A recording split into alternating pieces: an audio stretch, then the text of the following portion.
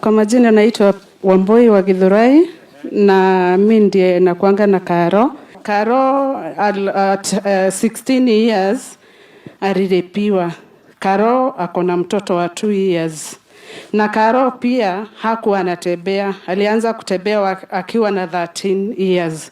Kwa hivyo amepitia safari ndefu katika hii maisha, but tunashukuru Mungu kwa sababu siku ya leo anaweza atembea.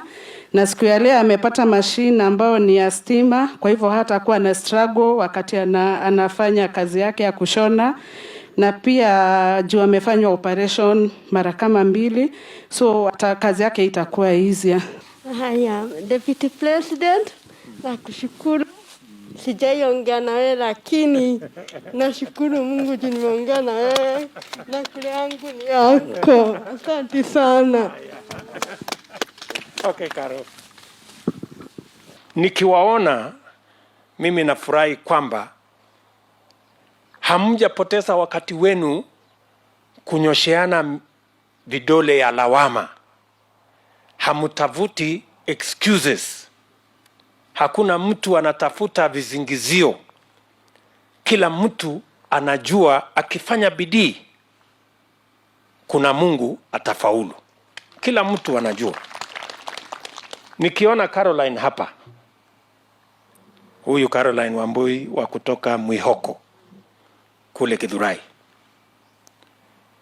yeye alipata changamoto na matatizo na watu wabaya, mkasikia alinajisiwa, lakini hajapoteza nafasi yake akijaribu kulaumu situation yake. Aliona ni vizuri afanye bidii, atafute biashara hata kama ni ndogo ya kushona sweta.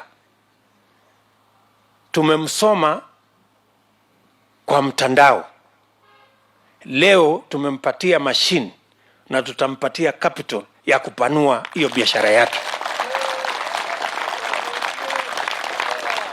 Lakini kama yeye angekaa nyumbani, aanze kulalamika, aanze kutafuta nani wa kulaumu, angekuwa hapa leo kweli? Na ndio sababu mimi nataka niwaeleze kila kijana katika Kenya hii.